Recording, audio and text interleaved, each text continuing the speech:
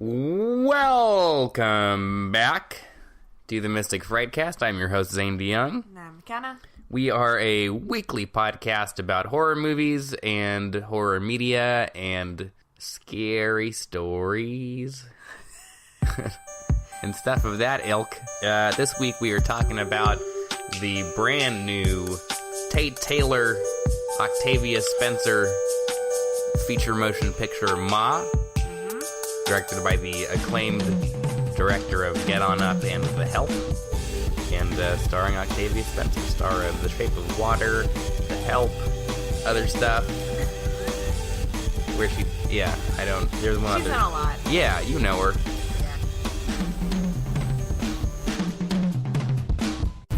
We're also going to be covering some really, at least on my end, very bizarre, really a surprising story today that you really will not, you won't know where it's going. I'm really excited. You should be. It's a good one. I've got a couple creepy things as well. They're about to be like uber creepy, but Zane talked to me. Yeah, I don't know how dark and graphic we really want to get with this show. I know. It's hard. Anyway. How are you doing? Not too bad. That's good. Yeah. Tired. Working a lot. What's new? You? Well, I have bronchitis. Yep. So. That's really fun. Yeah, last week I was just sick. This week I have bronchitis. But I'm on a lot of antibiotics and meds and shit. So, I'm hanging in there. Woohoo. Woohoo. Listen, I just want to jump right into it because it's late. And as I said before, I have bronchitis. So I would really like to go to bed. Well, really quick, is there any horror news super fast? I posted it on our Instagram, but the Greek mythological character who ferries souls from the living to the dead is going to be appearing in the new Annabelle movie. Yeah, that's called The Ferryman. Ferry, like fairy. So that'll be interesting. Yeah. Also, we got a really cool like on our collab last week with NVD Reviews. Yes. Would you like to say who it was? Yeah, it was James Gunn. James Gunn. He liked our review. Yeah, I feel like little starstruck, honestly. He probably liked Nick's review because ours was not entirely positive. Yeah. But ours happened to be there. It was there, so therefore we're involved, and so James Gunn knows we exist, at least, for a short period of time. It's pretty cool. James Gunn, you seem cool. All right. Okay. Do you want to talk to me about your topics? Yeah. Okay. So, I cycled through quite a few, and ultimately, per Zane's request, ended on just talking about some creepy stalker stories. Well, because you were like, I'm going to talk about, torture. Yeah. And I was like, I don't want to do that. I don't want to hear about it. I don't know how many people who listen to this want to hear about it.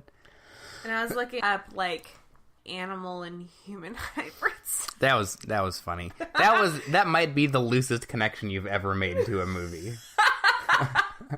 And my connections are pretty loose. Yeah, that one was real. Well, that wasn't what I was trying to look up. I was trying to look up a combination of the two. I was trying to look up What do you mean? I feel like you can really only take human animal hybrid one way. No, I was trying to find. Well, fuck.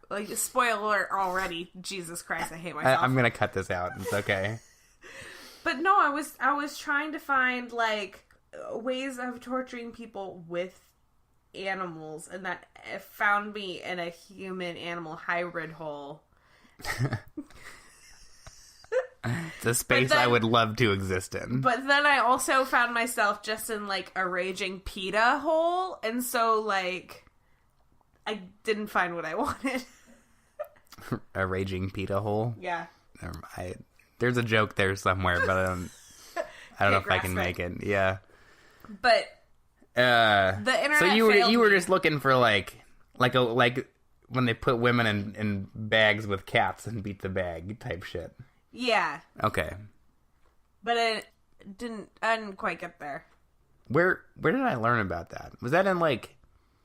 No idea. I don't even know what that is. In some old culture, that's what they would, like, do. I did find I think it was a Viking ritual / sacrifice called the Blood Eagle. Okay. And it's a torture device as well. They just, like, they sever your ribs from your spine and then pull your lungs out, and they slit you down the middle and they pull your lungs out to make them look like wings, and then you sit there until you die. Fun. So we're talking about it anyway. So I'm going to talk about stalkers. Okay. It's kind of less disturbing, not super less disturbing. It's certainly not as gruesome and gory. Yeah, I don't have any deaths happening. That's good. That's encouraging. Okay, I've got 3 for you. Okay.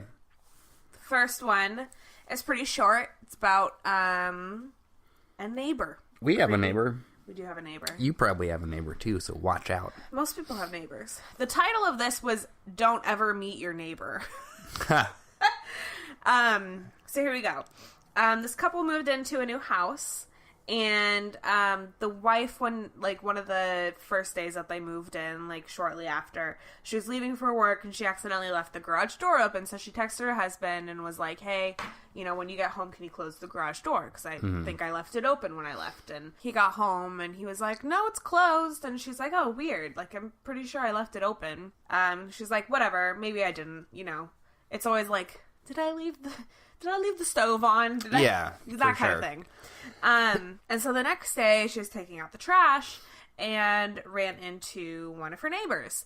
And he just kind of offhandedly mentioned, like, "Oh, like, I saw you leaving the other day and you left your garage door open. So, like, I just went inside and closed the garage door and then left through the house." And she's like, "What?" A little weird.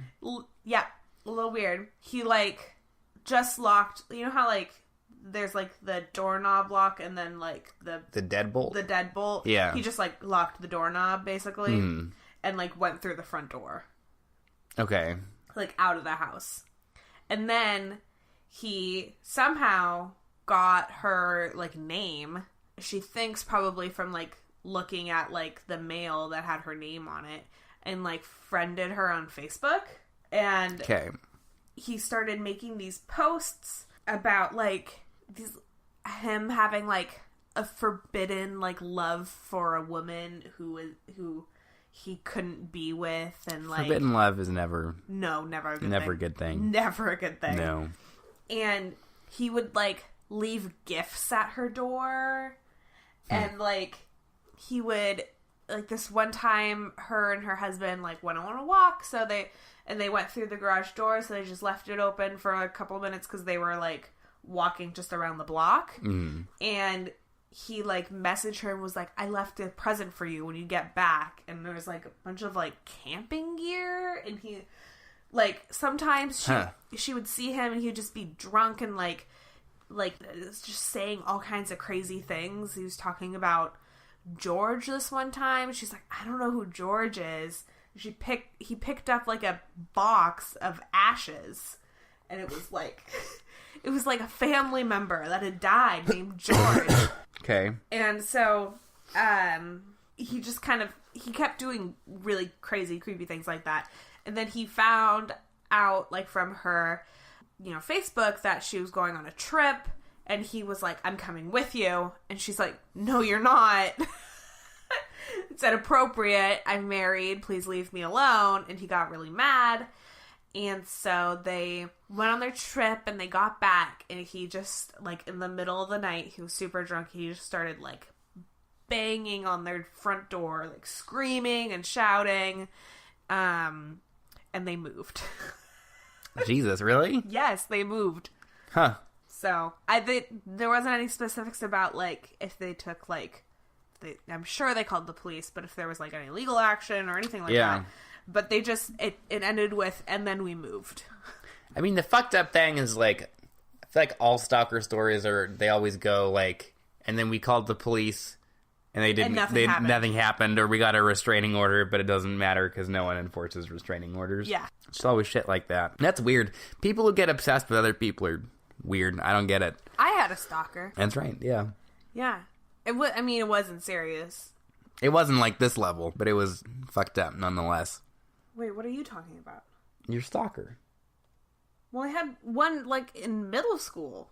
Yeah. Are you about the same one? Yes. Did you hear what I said? Yeah. I said it wasn't as fucked up as this. No, it wasn't. He just, like, followed me home from the bus stop. What did you think I said? I don't know. For some reason, I thought you were talking about something else. I was like, do I have stalker that I don't know about? I just didn't remember ever telling you this. Yeah. Oh, well, yeah. We were in middle school. We've been dating for 3 years. I know. Would have hoped that he would tell me about your stalker. Well, it wasn't, like, really a stalker. He was, like, we were, like, 13. This train of thought really got derailed. But yeah, no, we were on the same bus, and he had a crush on me, and he followed me home from the bus stop one day, and he would knock on my door and ask if I were there, and then he would, like, give me presents and stuff, and it was really weird. Very weird. Mm-hmm. I think his name was DeMarcus. I can't remember anymore. If you're listening. No, I don't even know. If you're still stalking her. Yeah, exactly. What's your fucking name? I don't even remember. Okay. Stalker number 2. Subway. Like the food. The sandwiches. Okay. This is our place, our location for the... Our next story takes place at a Subway. Oh, like actually at a Subway? Yes. I thought you were making a joke, but it like took place in the Subway station. No, it took place at a Subway, like the sandwich shop. I mean, nothing good ever happens at Subway. It's true. Okay, so a young girl in her 20s was working at a Subway, and this middle-aged guy, he was, like 40, 50, he'd come in every single day for lunch, and he would sit at his table for 2 hours and literally just stare at her nonstop. Cool. Didn't lose eye contact the entire 2 hours he was there. And she had, like, stretched ears. Okay. So, like, when you get your piercing and you can stretch it. Yeah. And he was, like, obsessed with, like, the fact that she had stretched ears and she had a couple, like, other piercings. And he was, like, obsessed with it. And he, like, always asked questions about them. It was just being really weird about it. And so one day he comes in and he said that he had some tunnels and plugs, which are, like, the names of the piercings. Yeah. So, like, the tunnels are the ones that are open and the plugs that are the ones that are flat. Yeah. That you can, like, put in your stretched ears. And he said that he had some and he wanted to give them to her for her to wear when he came to lunch. I know, already creepy. Don't do it. No. Exactly. And she's a smart girl. And she was like, no, thank you.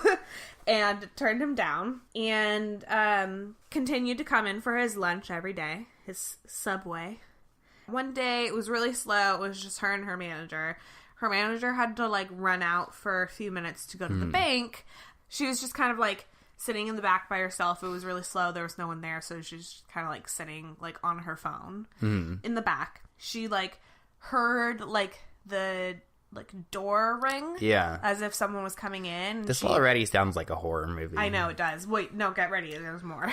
Just pick it up. And she looked out and no one was there. She just saw someone, like, run away. Okay. I know. And then she gets a call at the Subway, and it's the guy. He's like, is this the girl with the earrings? And she's like, maybe?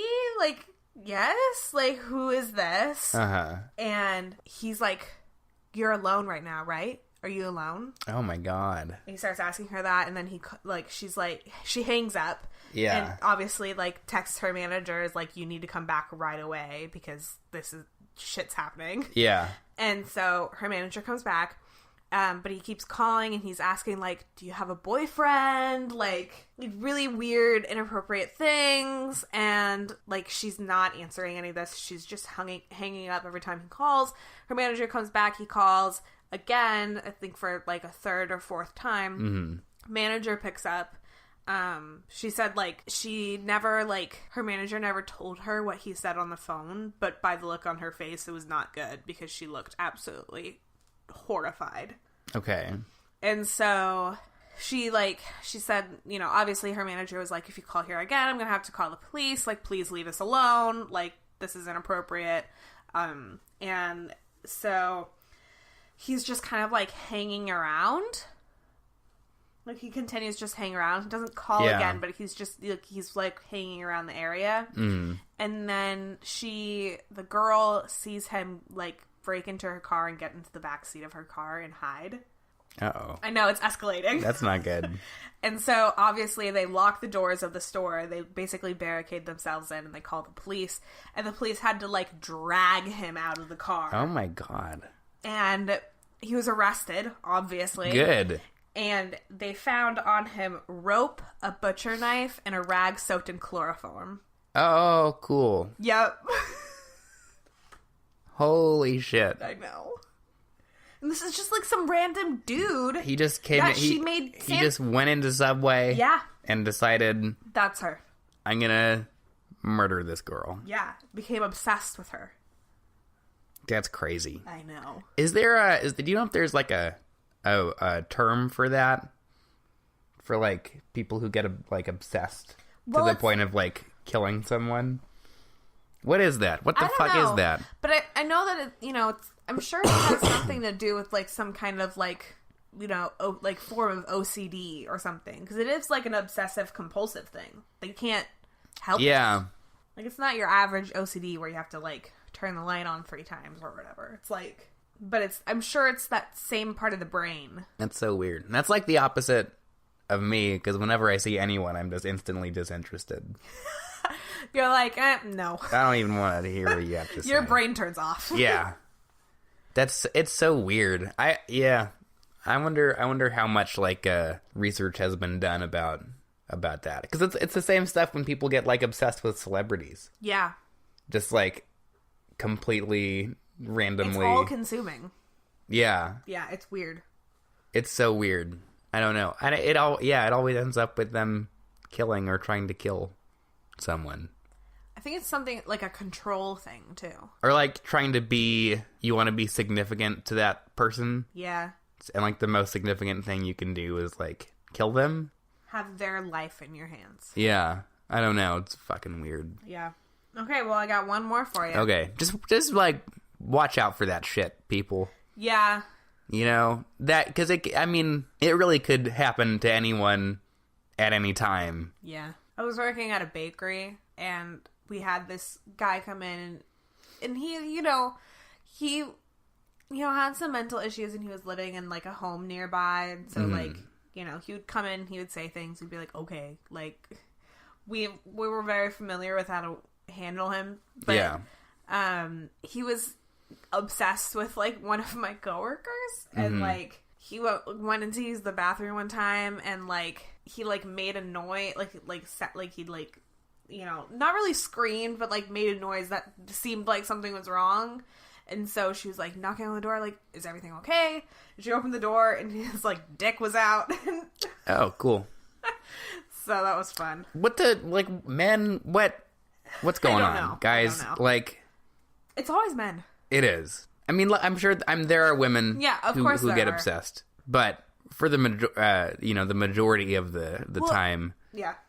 What's going on? Like, because if you think about people who commit violent crimes too, yeah, it's like mostly men. Like very, very high percentage. Yeah, most psychopaths are men too. Yeah, it's just I don't know. I think it's something about like the aggression that's like installed in men. Just testosterone going crazy. Yeah.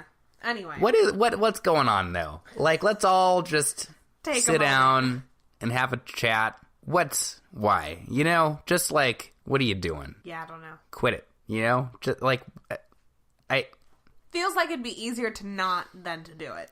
I wonder, is there like a higher do men have more like chemical fuck ups in their heads than women? Is that what it is, or is it all just nurture? What's going on? Doctors, get on this shit. Psychologists, get on this shit. I want to know. Do men just have more chemical... Do the things in their brains just, like, fizzle out? You know, is that what it is? Or is it, like, just pent-up rage? What? What is this? I'm sure it's some kind of mixture of both. I want to know. There has to be an answer to this, because this shit is whack. Well, I've got one more whack story for you. Okay. This is about some phone calls. Okay. It's quite creepy. You know, if there was ever an argument against phones in general, it'd be this. It's like this stuff. Yep. Because there's always you're always calling them on the phone. Yep.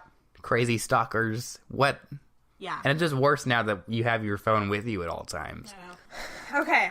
Here we go. All right. So there's this guy, and he is starting as a freshman at a, like, big state school. He's living in the dorm. It's his first year of college. Like, everything's pretty normal. He's going to parties, whatever. Mm-hmm. And so for that first month, like, everything's, you know, pretty average. Yeah. And then one night, kind of mid-September timeframe, he got a phone call saying, "Hi, Gary, how are you today?" And it was, like, in, like a robotic voice. You know how, like, they have, like, the telemarketer calls that are, like, recorded that don't sound like human voices? It was, like, that kind of voice. Okay. So it was like, "Hi, Gary, how are you today?" Okay. Like, that kind of really creepy, like, Microsoft Sam voice. Okay. And he is, like, it's the middle of the night. He's woken up by this phone call. He's confused, and he's like, "Who is this?" And it just repeats, "Hi, Gary. How are you today?" Okay. Already done. Yeah. And he thinks, oh, it's just, you know, it's my friends messing with me. I'm just going back to bed. Yeah. Doesn't really cross his mind for the next couple of weeks. Kind of forgets about it. Yeah. Then he gets another phone call, and it says, "Hi, Gary. I'm watching you." And he's like, "Haha, very funny. You guys are hilarious." Yeah. Hangs up, goes back to sleep. Mentions it to his friends the next morning. They have no idea what he's talking about. Okay. Like, genuinely, like, shocked and confused. Like, not like, "What are you talking about?" Like, they're like, "I don't know what the fuck you're talking about, dude." Kind of, you know, brushes it off. He's like, "Okay, whatever, you know. Someone's just messing with me." Yeah. A few days later, he comes back from, you know, class or whatever. He comes back to his dorm room. Mm-hmm. And he has multiple messages that are left on his, like, dorm phone. Okay. First one says, "Hi, Gary, I am watching you."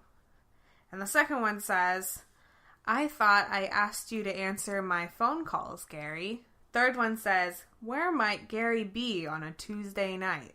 Okay. They're, like, so creepy. Yeah. That's like someone trying to be creepy. I know, right? It's not just someone being, like, weird. No. It's like someone purposefully doing this. Like, you're gonna die at this point. That person has definite plans to murder you. We're getting there. So slowly, like, the next, like, couple of months, they start becoming more and more frequent until the time that, like, winter break comes along, and it's, like, a phone call every day. Okay. He goes on winter break. Nothing really happens. It's, you know, he doesn't get any phone calls, whatever. He comes back, and he starts getting phone calls right away as soon as he's back in the dorm. First phone call is, "How is your family in Cyprus?" Which is, like, the small town that he lives in. Yeah. And he's like, fuck that. And so he gets all his friends. Yeah. And he's kept all of these voicemails. Yeah. He gets all his friends and he plays them. And they're all like, no. And then he keeps getting them. There are three more that come. Mm-hmm. The next one says, "I'm very interested, Gary, in being close to you." Okay. The next one says, "It's going to be all over soon." Oh, God. Okay. And the last one is, like, a time and date and meeting spot. See, that's where this person fucked up. No, but wait. Okay. So here we go. He's a college kid So he doesn't call the police or anything. He just rounds up about 20 of his dudes. And here's what they do. Yeah. Like, his backup friends. His 20 dudes that he's rounded up. His boys. It's Saturday. Yeah. It's their day. They're, like, kind of, like, hiding behind, like, a door, basically. Okay. So, like, the entrance into, like, his, like, dorm room or whatever. Or, like, you know, building or whatever. They're, like, kind of hiding behind that. Yeah. So that they can't be seen, but they can see him. He's walking towards the meeting spot. There's, like, an overhead, like, lamp that's usually, like, super bright and lit, like, for a pathway or whatever. Yeah. It's out. It's been smashed. Okay. He hears, like, a rustling and, like, something dart from, like, around the corner. And he notices, like, a shadow hiding behind a bush. Yeah. And it's so dark, and, like, the light's obviously been smashed so that, like, he can't see, but he's, like, somehow able to, like, see this person. And so he kind of, like, stops really suddenly and, like, doesn't really make eye contact, but the person who's watching him notices that he sees him and, like, pops up. And this guy just goes into fight or flight and just darts at him, starts chasing him. Okay. And so he's, like chasing him, like, around the school. His dudes got him backed up. They're, like, a few paces behind. He's got, like, you know, 20 dudes running at him. Follows him to the parking lot where there's a running van with a guy, you know, at the wheel. Another guy has the side door open. Holy shit. And, like, starts rolling. Yeah. And the guy keeps running. He's like, I'm gonna get this motherfucker. Yeah.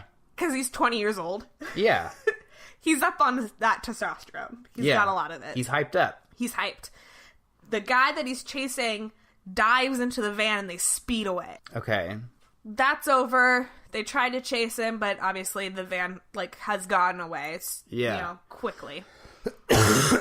He's walking back to his dorm. Mm-hmm.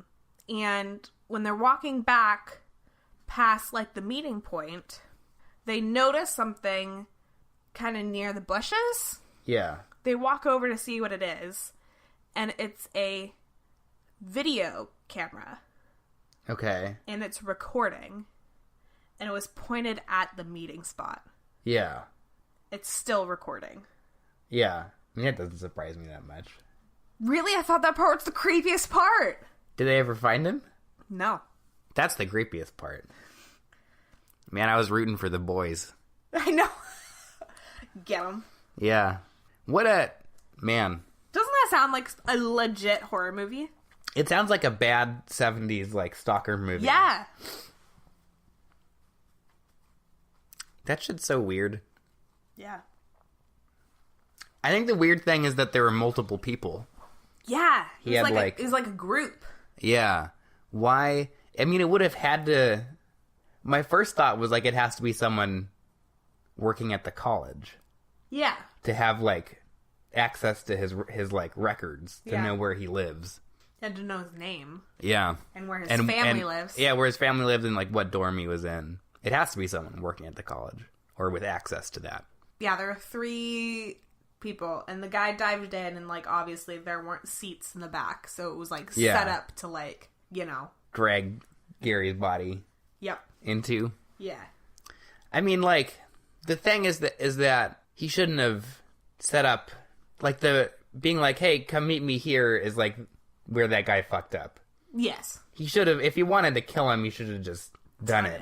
Yeah. Like, that's so weird. I wonder what they were. What they were gonna do? What they were gonna do. I know, right? I don't know.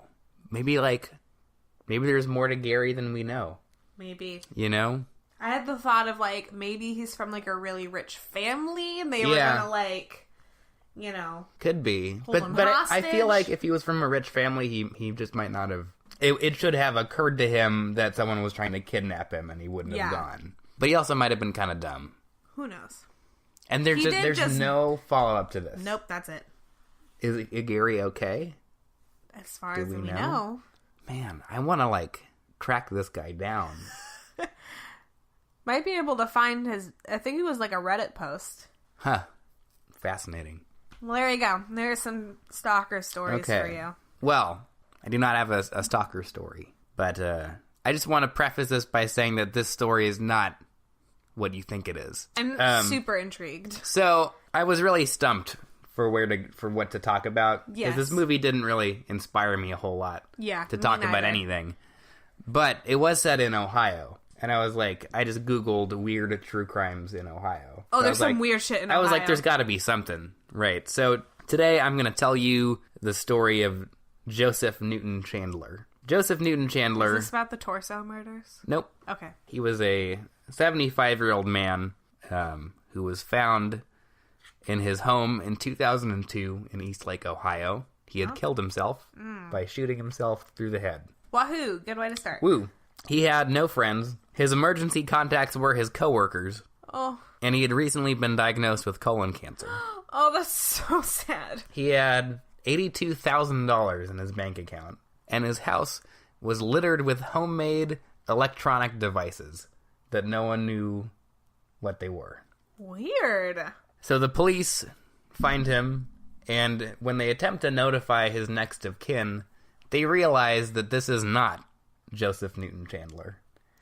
Because Joseph Newton Chandler was an 8-year-old boy who died in Texas in 1945. Oh my god. His fingerprints were not on file. They could not figure out who this man was. Oh my god. The internet, this being 2002, the internet was around. Yeah. And it was a buzz, is what I wrote down, with theories as to who this man was. Oh my god. One of which was that he was the Zodiac Killer. We'll revisit this later. Another was that he was the murderer of 10-year-old Amy Amy, not even going to try to pronounce that last name, who was abducted and killed in 1989 in Ohio. Can I see the last name? Maybe I can. It's some weird, like, Middle Eastern... Oh, can't do it. Yeah. Mihaljevic.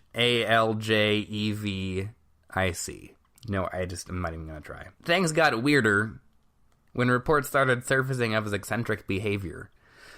Huh. He once drove 700 miles to an LL Bean store in Maine from Ohio, only to turn around and drive back home when he discovered that the parking lot was full. What?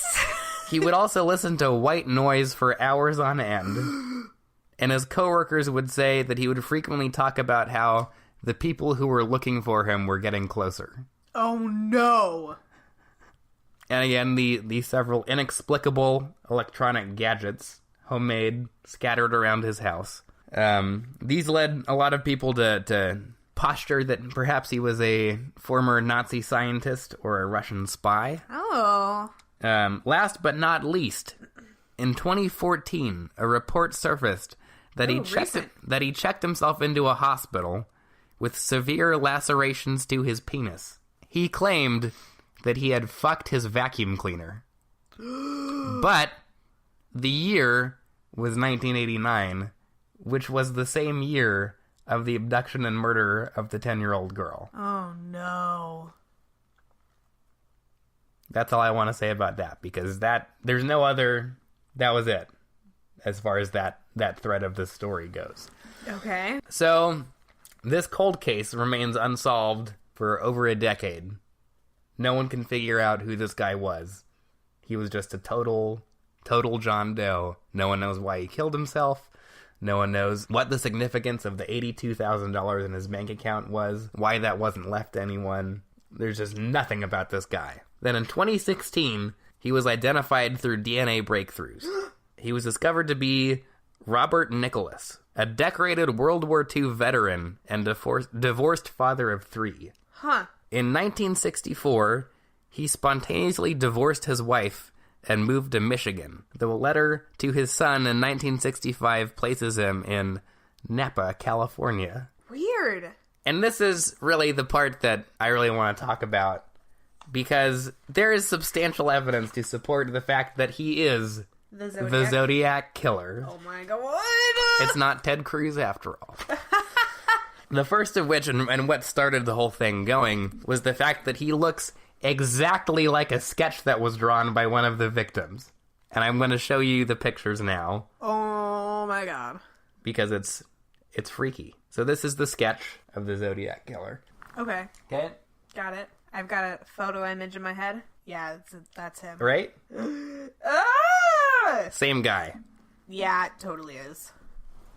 And that's what started it, and everyone was like, oh, haha. He looks like the Zodiac Killer. He's the Zodiac Killer. But then they discovered that he was in California at the time of the murders. Of course. He didn't adopt his alias until after the murders stopped. Oh my god. And one of the last letters the Zodiac Killer sent said, "My name is blank," followed by 13 symbols that have never been decoded. Robert Nicholas is 13 letters. Ooh! I just got chills! Yeah. And then there is one thing that this cinched it for me. And that's when I turned to you and I was like, this is crazy. Because I want to show you, this is a letter. This is the letter that the Zodiac Killer sent. Okay. Remember the handwriting. Oh no. Okay? Yeah, got it. Okay. This is a piece of paper that he had filled out. Ooh.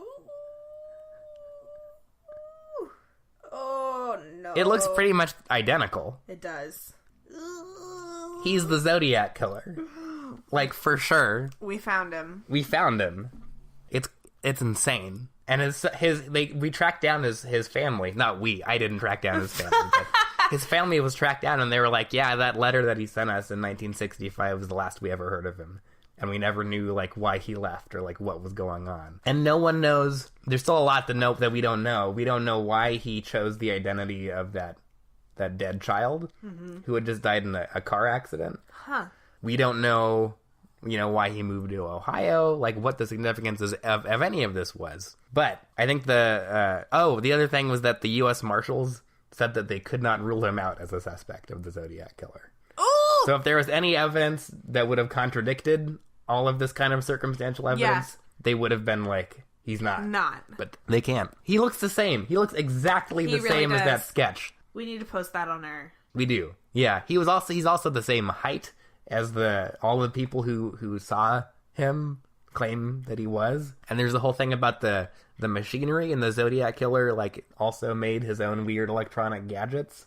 Weird. It's him. Like, we found him. Oh my god.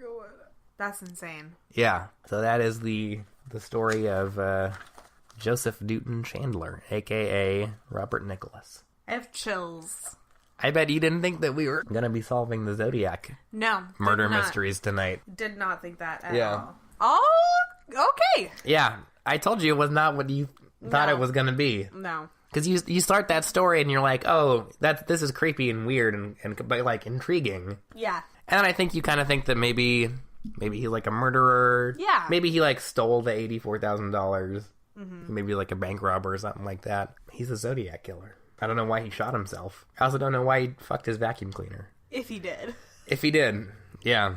There's a lot of unanswered questions about this dude. There are so many. Yeah, but there's a lot of creepy stuff. Drove to Land's End, 700 miles away, and just drove back like a psychopath. Yeah.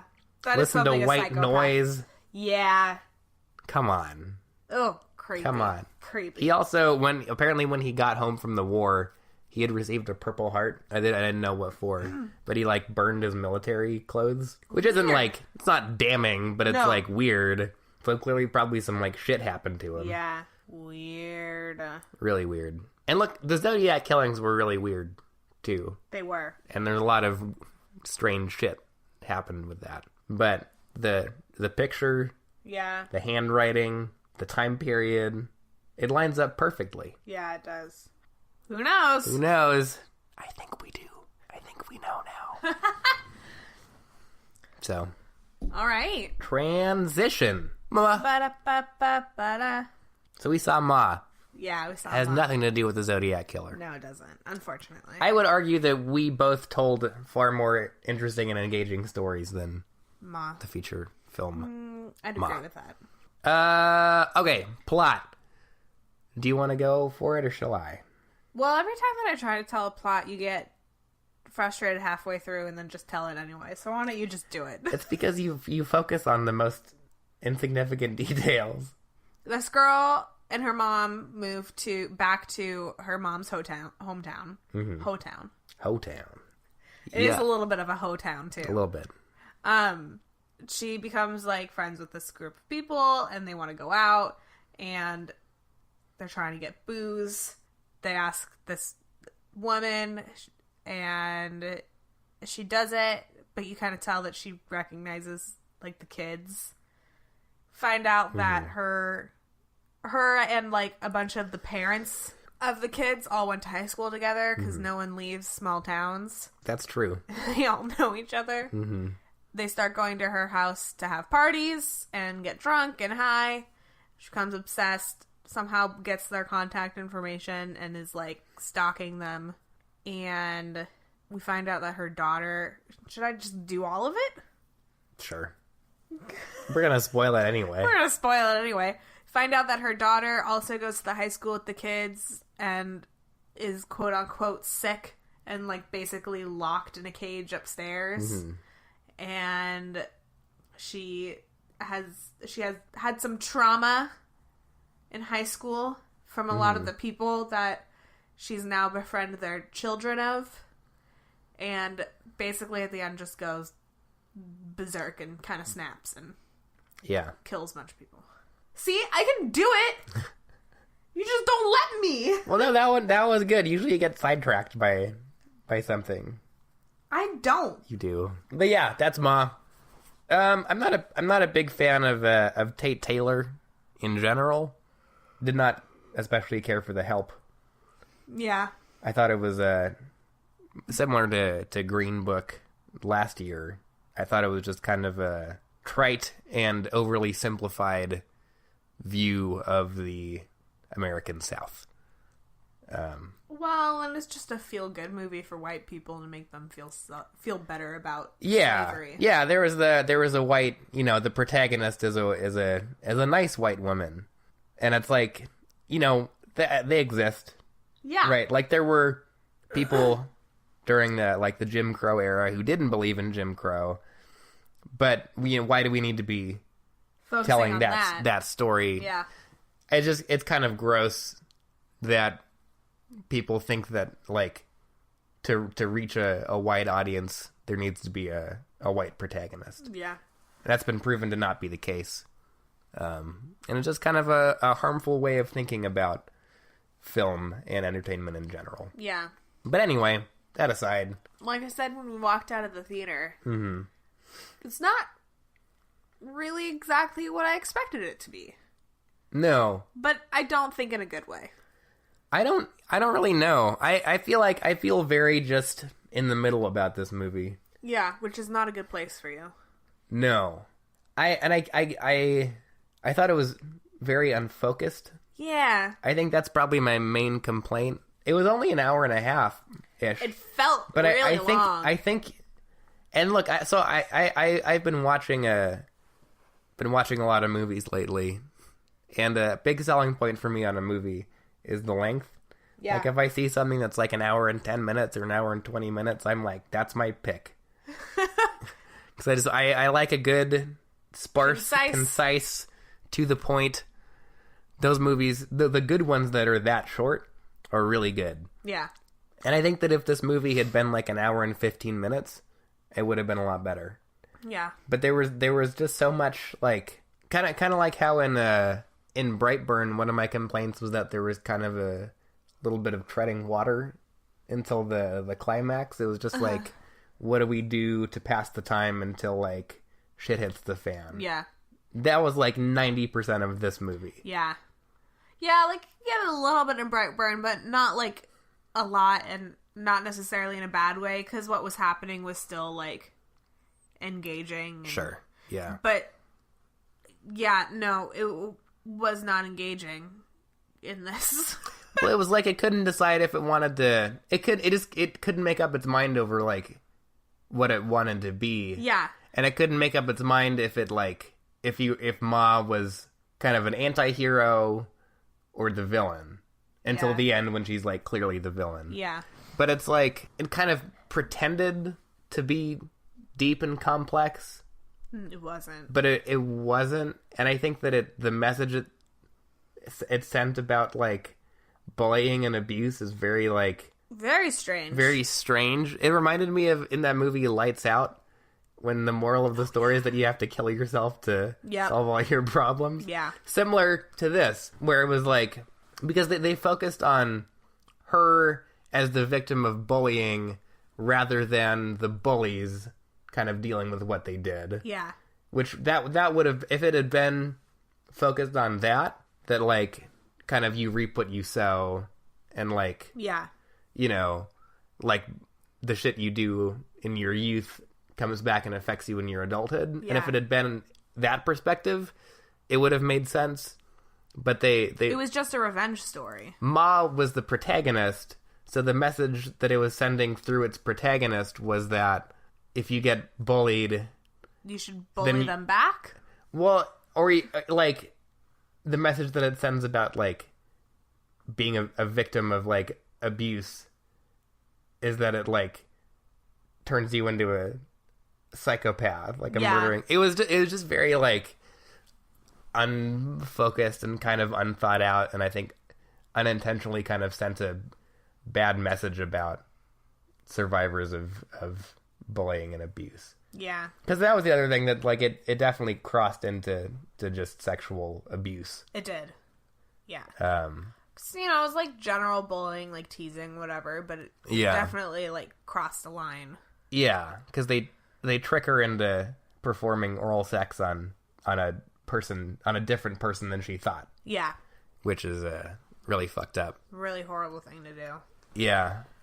And I don't know. It was just like, I feel like you didn't know. It's never from anyone's perspective very clearly. No. Like, sometimes you're with mom, sometimes you're with Maggie, and then, like, sometimes you're with her mom. Yeah. It's not in a way that enhances the story really at all to, like, get other people's perspectives. Yeah, it just feels convoluted. Yeah. And messy. Yeah, the acting's pretty good. The acting is pretty good. Yeah. Yeah. I thought that's probably the best thing in the movie. Yeah. Yeah, Octavia Spencer was really good. Yeah, she's always good. Yeah. And she did make that character more engaging than it could have been. Yeah. I think in the hands of someone else, it might have been less interesting. Yeah. And less engaging. Yeah. I really liked the scene where she runs over Missy Pyle with her car. Yeah. That was great. That was, like, really good acting on her part. I liked how they executed it, too. Yeah. It was just, like, that was just when she snapped. Yep. Yeah. Very good. Yeah, it was really interesting. I mean, like I've said before, you know, stalker movies are in. You know, it's not as much about, like, paranormal stuff anymore, but more, like, real life, you know, person to person kind of stalker horror. That is the trend that seems to be going on, at least this year. Yeah. And you know, unlike Greta, where it was very, like, simple and, like, you know, it was creepy because it was just purely, like, a stalker movie. Like, it was just this woman is an obsessive person. Yeah. And she just became obsessed with this person. Yeah. And then, you know, stalked her and tried to kill her, basically. Right. Where it was a simple plot, it made sense, and they executed it well. Here, like, it has the same basic core. Like, there's nothing else going on, really, like, with her except for, like, that she is a stalker, but they tried to amp it up. Yeah. And I feel like that cost it. There were a lot of plot threads. Like, they tried to give her, like, a motive, and, like, they tried to, like, give her a backstory and give her, like, you know, more humanity. Yeah. And I just feel like it didn't work. Yeah. I feel like that was the fall of the movie. If they had just made it, like, you know, she, like, one off is like, okay, fine, I'll, like, get you booze. And then she's like, you know what, like, if you guys want, like, you can use my basement. And then she becomes attached to these kids, and then they start, like, you know, drifting away. She becomes more and more attached and, like, obsessed. And then she snaps and she's, like, kidnapping them. That would be, like, I feel like more of, like, a natural progression. But the fact that she has, like, ulterior motives this entire time just feels convoluted. Well, I think that if that had been... I think that the problem was that it tried to do both. Yes. I think if it had been either or, it would have worked. I think that would have been a cool twist if, like, halfway through the movie, the audience and the kids kind of realized that, like, she's just using them to get back at their parents. But that isn't really what's happening. No. Because everything she's doing is, like, to the kids. Yes. And it's, like, unclear if... But also to the parents. So it's, like, both? Right. It's like, what, pick one. Yeah. Like, have her be getting revenge on the parents, which I think that would have been maybe a more interesting plot. Or just have her be a crazy stalker. Yeah. And like, I think the problem with trying to do both is that, like, you want to have her as this kind of, iconic movie murderer. Yeah. Kind of in the vein of, like, a Michael Myers or that slasher idea. Yeah. But you also are trying to have her as a compelling, relatable character. And you can't do that. And it doesn't, there's like a disconnect there that just doesn't really, like, work. Well, and then along with, like, those two conflicting things, she also, like, traps her daughter upstairs and has, like, Munchausen by proxy and, like, is pretending that her daughter is sick when she's not and, like, stealing medicine from her veterinary job and, like, administering, like, drugs to her daughter. Yeah. Like, making her sick. And there's, like, that whole thing. And I'm like, where did that come from? Yeah. And it didn't really, like... It didn't go anywhere. Well, it did because her daughter was the one who, like... Turned on her. Right. But it like, I think thematically didn't really do anything for the story. Well, because, like, her daughter could have just turned on her anyway. Like, if she were, like, friends with, like, her, the people that went to the high school, and then she saw what her mom was doing to them, she could have just turned then. But, like, she turned because her mother was basically abusing her. And there's, like, that whole scene where she's talking to Maggie, and she's like, don't, get pregnant because it'll ruin your life. Right. But she's, like, babying and, like, self-medicating her daughter. I don't know.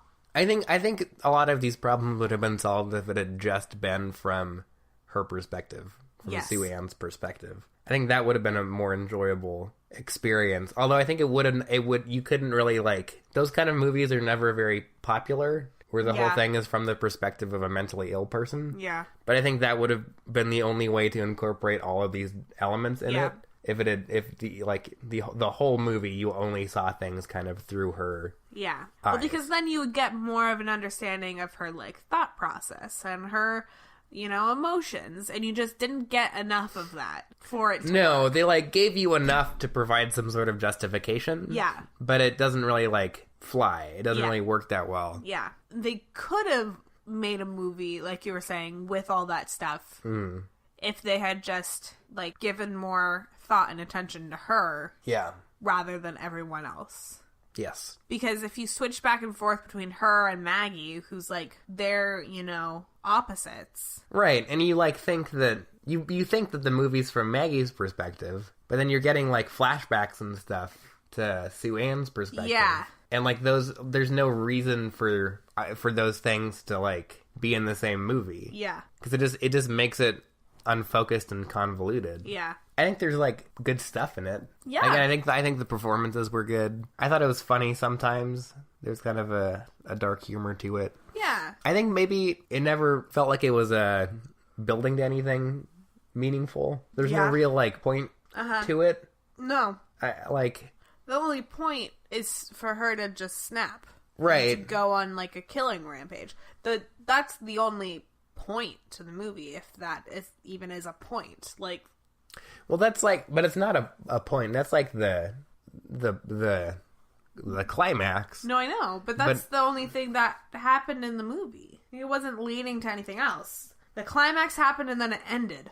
Yeah, but there was stuff that felt like it was supposed to be significant that I don't think had any, like, meaning behind it. Like how it ends when she lays down with the dead body of the guy. Yeah. That felt like they were trying to communicate that was very significant. But, like, what is it? Is it? Yeah. You don't know what it means. No. And I guess she was, like, in love with that guy. Yeah. When she was a kid. But, like... And she had, like, held on to that love and anger all those years. But, I mean, it doesn't make any sense. It doesn't... Well, it doesn't mean anything to the kids. Yeah. Then, again, like that, it would have been a significant moment if the whole movie had been from her perspective. Yeah. And if it were more focused on, you know, the adults. Right. Rather than the kids. Yeah. I don't know. Yeah, it was odd. Yeah. It was much less horror-y than I expected it to be, too. Yeah. It was the last, like, 15 minutes. Yeah. And which is weird because they put a lot of that in the trailers. Yeah, they put pretty much all of that in the trailer. They definitely marketed it as like a horror movie. Yeah. But it's just a mystery... Thriller, drama. Yeah. For a lot of it. Mm-hmm. Yeah. Because, like, pretty much everything you see in the trailer is just the last 50... It's the climax of the movie. Yeah. So you know that that's gonna happen. Right. You know what it's leading up to. But it's only 15 minutes, and then the movie ends. Yeah. So it doesn't really... One, it's not very satisfying. Not that it had to be, like, a happy ending or anything, but, like, it's not a very satisfying end to the movie, because you already knew that was going to happen, and, like, nothing else happened. No, and you don't know how to feel when she gets killed, either. Yeah. Because you just spent most of the movie with them, like, setting up why she was doing all this stuff. Yeah. So it's like, am I supposed to feel good or bad? You don't know. And it's not in a way where I feel like that was the point, but just in a way where I feel like they handled that poorly. Yeah, they didn't structure it in a way for us to like. I think we were supposed to feel something at the end, but the way that the movie was structured, you didn't know what to feel at the end. It was very unsatisfactory. Yeah. Like it just ended. I was like, oh, like the movie felt like much longer than an hour and a half, but also like, and then it just ended. Stops. It just stopped, and I was like, oh, and we're done now? Yeah, I don't know. When it seemed to borrow its ending from the Halloween sequel. I was thinking the exact same thing. Down to the shot of her like looking through the curtain, which reminded me of the shot when he's looking up from the basement. Yep.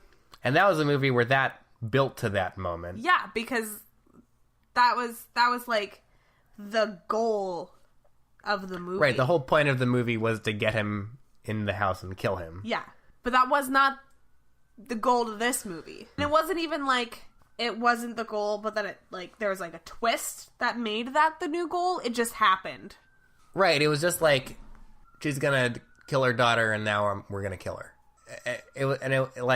But also not on purpose, because, like... No, she stabbed her. Well, yeah, she stabbed her, but, like, that didn't kill her. Well, that's also what reminded me of the Halloween sequel. Because then I was like, is she, like, supernatural? Because she's just walking around the house like everything's fine, but she got stabbed in the spinal cord. Yeah. She would die. Like, that stab wound kills you. at the very least, she'd be paralyzed until she died. Yeah, and, like, bleeding out and shit. Yeah. And it was like, I was like, oh, is she, like, is that the thing that she's, like a ghost or some kind of supernatural? That's, like, when I was like, are they trying to set up some, like, Halloween-esque type franchise where, like, she's this vengeful spirit? But I guess not. I don't know.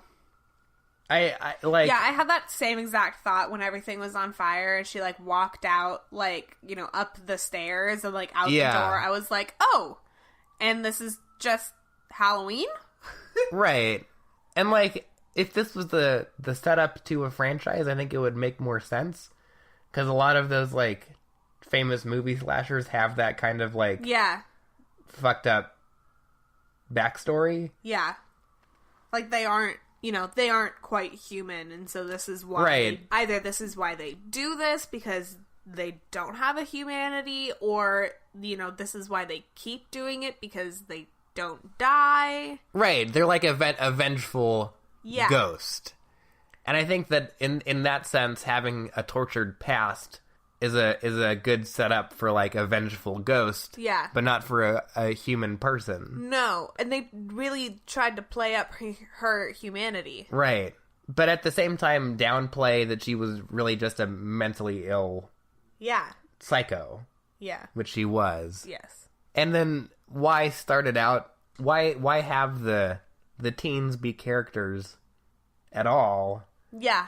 When none of them really, like, develop throughout the movie. No. No one learns any lessons or changes. No. All they learn is don't go to fucking strangers' basements. Yeah. And then there was all this stuff where it was like everyone was getting this kind of punishment that fit their, like, personality. Yeah, their stereotype. But, like, some of them made more sense than others.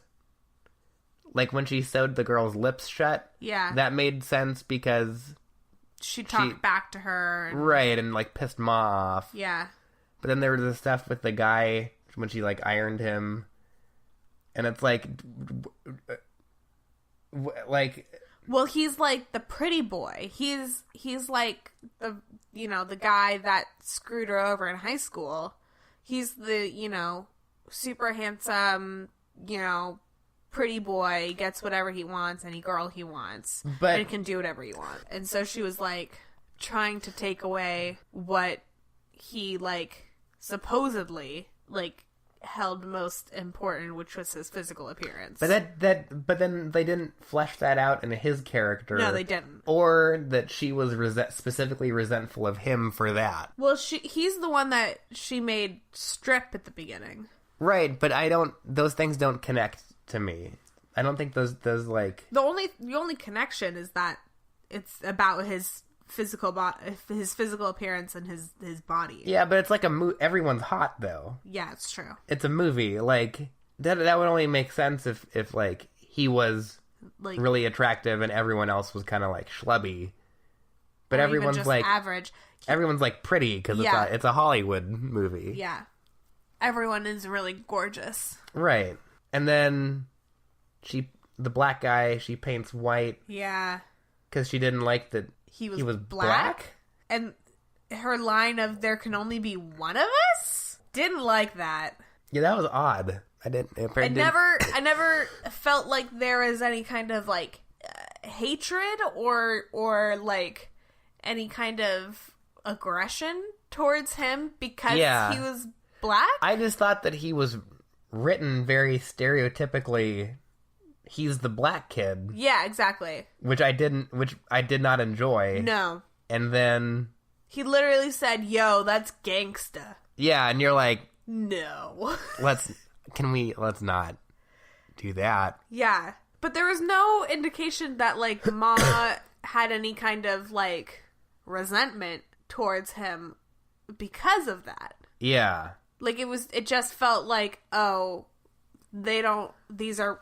a white person wrote this, they don't know how to write a black person. Right. And also, like... So they made him say gangsta. It also adds a racial element to the movie that wasn't there. Like, with the imagery of him painting his face white, that's a very politically charged visual. But it has no significance, political or otherwise, in the movie. Because there's nothing to back it up. No, so they just, like, threw that in there. Shock value, to be I guess? like, I don't know. I don't know. And then I don't know why she decided to just stab the other guy. Because he lied to her? But why? I don't know. And, like, why did she have, like, all of these things planned out for everyone else, but then just, like, she stabbed the one guy and hung the other girl? Like, there's nothing specific. Like, she didn't... There was... Like, the theme didn't keep going. They did explain it. It was that the writer ran out of ideas. For real? No, I'm just... Oh. I was... One can surmise.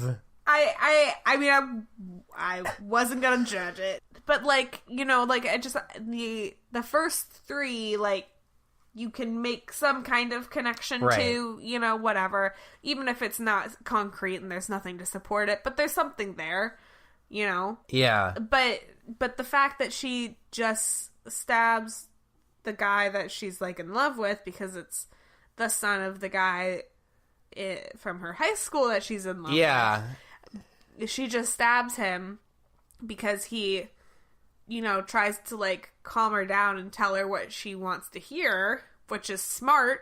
Right. But it has nothing to do with, like, her interaction or, you know, relationship or perception of him. Right. And then she just hangs the other girl, which has nothing to do with anything either. Yeah. I don't know. So, like, they were on, like, regardless of how poorly backed up this role that they had going was, they were on a roll, and then they just, the last two, the most important two, they didn't do anything interesting with. Yeah. I mean, look, I didn't hate it. Kind of like last week, I feel like I'm shitting on it with more vitriol than I actually feel. But it's not great. I don't know. I don't think I liked it. Really? Yeah. It might be the first time that I have a stronger opinion than you do. Yeah. I don't think I liked it. Really? Yeah. What about this one specifically makes you dislike it? I don't know. I feel like there's just, like, a lot more than usual that rubbed me the wrong way. There's a lot of weird oral sex stuff in this movie that I wondered if there was a thematic significance to, but there wasn't. No. But there's just a lot of, I don't know, there's just a lot of, like, weird stuff. And I feel like it all just kind of, like, I think it just rubbed me the wrong way.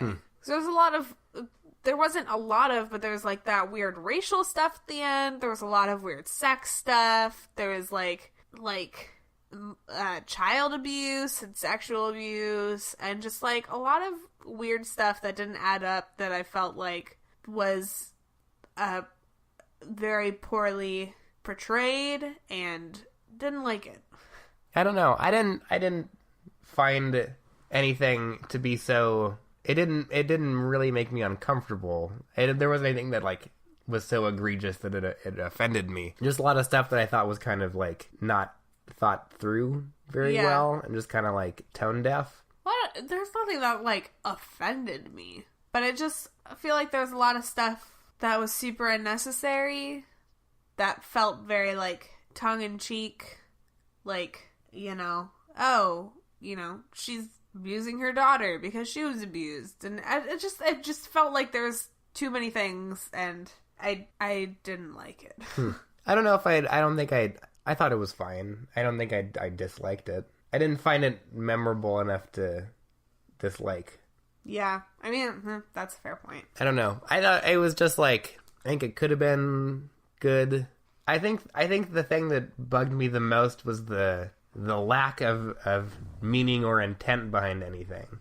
Yeah. So if you think of a movie as a collection of specific choices made by the writer or the director that really give it substance, and then you think about Ma and you're like, there's all this stuff in here that was a choice that someone made, like the choice to make everyone poor and, like, make the mom work at the casino and make the kind of not like sexual violence, but the whole kind of, like, uncomfortable sexual stuff in it.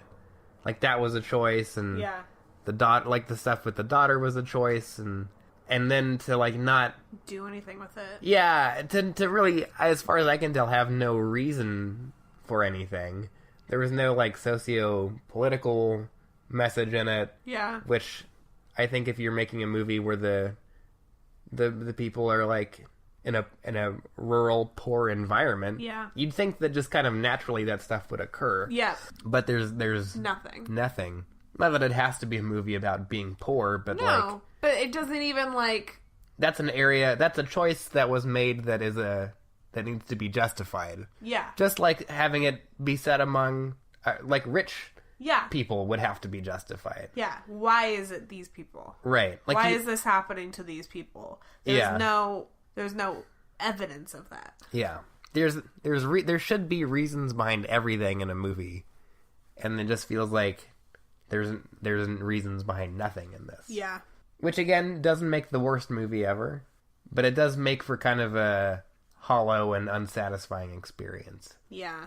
I think maybe that's why I don't like it. Yeah. Because, like, I often find things that I enjoy about films. Yeah. Like, even if it's not a good movie or whatever. Like, there's usually things that I will enjoy about it. But there's nothing... I felt so, like, unsatisfied at the end of this I don't think I liked it. Because there's nothing, like, holding on to this. There's nothing that I can hold on to with this movie. Yeah. All right, it's time to wrap this shit up. It is time to wrap it up. Ma 2019, Tate Taylor, Octavia Spencer. Firm pass. McKenna says firm pass. I say do what you want. You know, who am I to tell you what to do? Skip it or don't. Who cares? Or just watch something on Netflix. Watch what's the Perfection? It's supposed to be really good on Netflix. Watch that. We should that should be our next episode. Okay. Or subscribe to Shudder and watch Witch in the Window, and literally, like, every good horror movie ever made is on Shudder.